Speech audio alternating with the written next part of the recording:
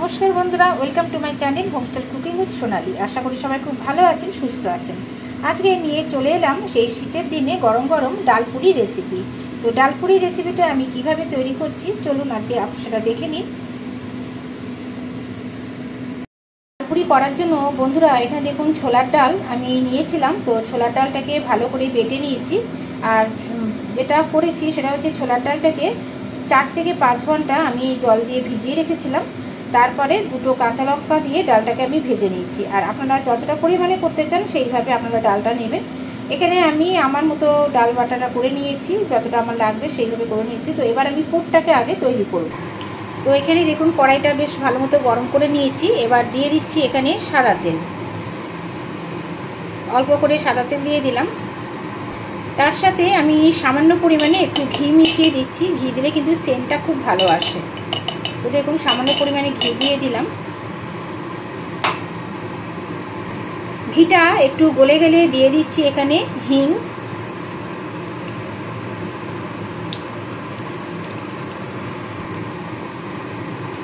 এবার দিচ্ছি অল্প করে আদা বাটা আর দেব কাঁচা লঙ্কা বাটা।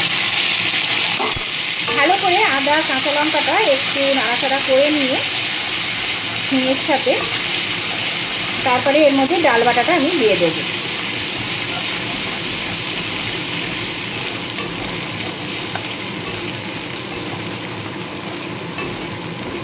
দেখুন আদার কাঁচা গন্ধটা চলে যাওয়া পর্যন্ত একটু নাড়াচাড়া করে নিচ্ছি।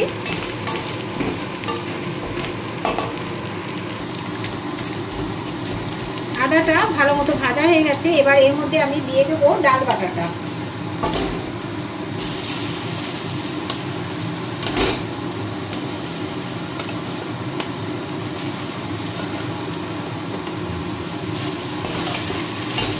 একদম আঁচটা কিন্তু এখন কমিয়ে রেখে দিয়েছি।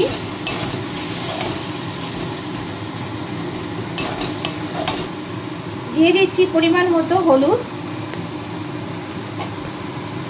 পরিমাণ মতো লবণ আর দিচ্ছি সামান্য চিনি।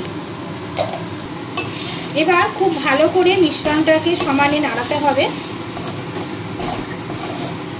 আর ডালটাকে কিন্তু আমি একদম মিহি করে বাটিনি, একটু দানা দানা থাকবে।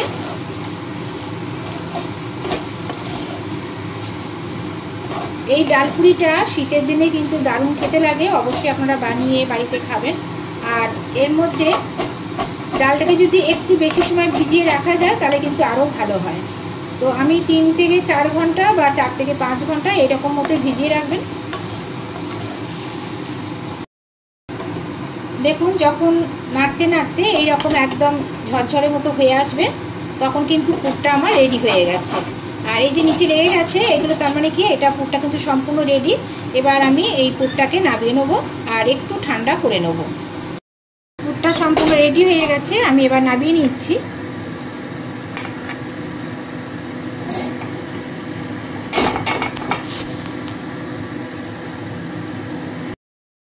এবার আমি ময়দাটাকে মেখে নেবো। আর ময়দা এখানে আমি পরিমাণ মতো ময়দা নিয়েছি, তার মধ্যে দিয়ে দেবো প্রথমে লবণ,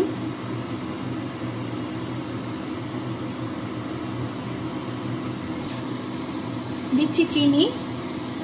আপনারা যদি চিনি দিতে না চান তো না দেবেন, আমি অল্প পরিমাণে চিনি দিলাম। এবার দেব সাদা তেল। যেহেতু কচুরি একটু ভালো মতো সাদা তেল দিতে হবে। এবার খুব ভালো করে আগে ময়ামটা দিয়ে নেব।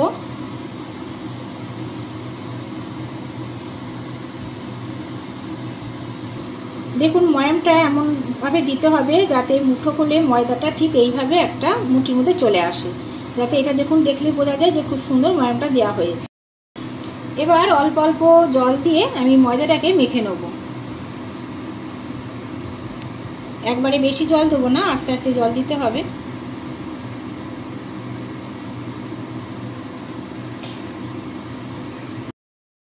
দেখুন বন্ধুরা ময়দাটা মাখা হয়ে গেছে। এবার আধা ঘন্টার জন্য চাপা দিয়ে আমি এটাকে রেস্টে রেখে দেবো।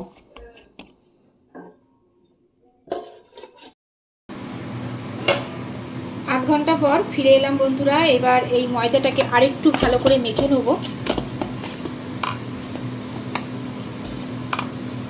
এবার এর থেকে একটু এরকমভাবে লেচি লেচিটা একটু বড় সাইজের হবে। তো এইভাবে লেচিগুলো কেটে নেবো এক এক করে।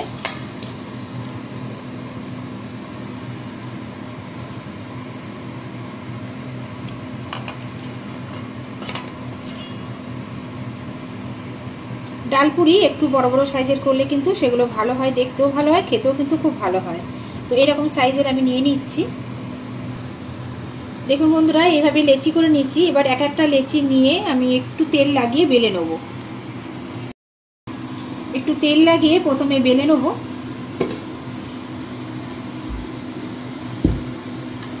গোল করে খানিকটা বেলে নিয়ে ঠিক মাছ বরাবর একটু পুরটা দিয়ে দেবো।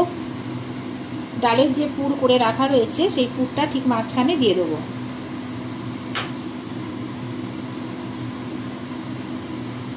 এইবার চারপাশ থেকে এইভাবে ঘুরিয়ে ঘুরিয়ে পুরটাকে ভেতরে দিয়ে ওপরটা মুখটা এভাবে বন্ধ করে নিতে হবে। নিয়ে ওপরটা ভালো করে এবার ঘুরিয়ে নেব। নিয়ে আবারও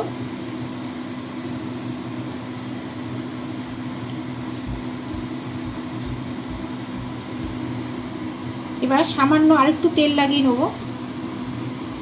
এবার খুব হালকাভাবে বেলতে হবে যাতে পুরটা বেরিয়ে না যায়। তো হালকাভাবে বেলে নেব।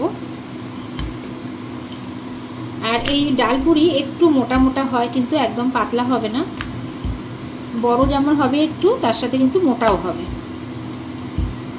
তো দেখুন কি সুন্দরভাবে বেলা হয়ে গেছে। আর দেখতেই পাচ্ছেন মোটাটা কতটা আমি রেখে দিয়েছি। ঠিক এইরকম মোটা হবে। এইভাবে কয়েকটা বেলে নেব। তো বন্ধুরা, আর একটা আমি বেলে দেখিয়ে দিচ্ছি। তো দেখুন, আবারও একটু তেল লাগিয়ে ময়দাটাকে আমি এইভাবে একটু বেলে নিচ্ছি গোল করে।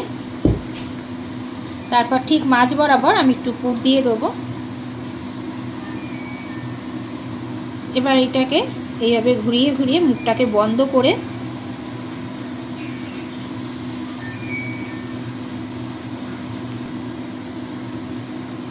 দেখুন বন্ধ করে নিয়েছি। এবার আবারও হালকাভাবে বেলে নেব। এইভাবে সব কটা লেচি আমি বেলে ফিরে আসছি। তো বন্ধুরা দেখুন, এখানে কয়েকটা আমি বেলে নিয়েছি। তেল বসিয়ে দিয়েছি সাদা তেল। সাদা তেল ভালো মতো গরম হয়ে গেছে। এবার আঁচটা কমিয়ে দিয়েছি। কমিয়ে দিয়ে এবার এক এক করে তেলের মধ্যে ছেড়ে ভেজে তুলে নেব। এই সময় আঁচটা কিন্তু কমিয়ে দিতে হবে। খুব জোর আঁচ দিলে তাহলে ভেতরটা ভালো মতো ভাজা হবে না, ওপর থেকে পুড়ে যাবে।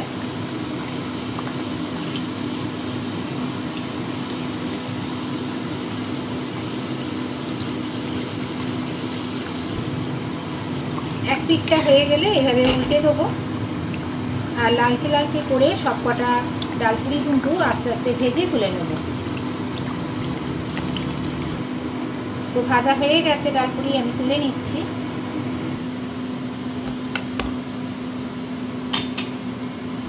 এইভাবে এক এক করে সব কটা পুরি ভেজে তুলে নিচ্ছি।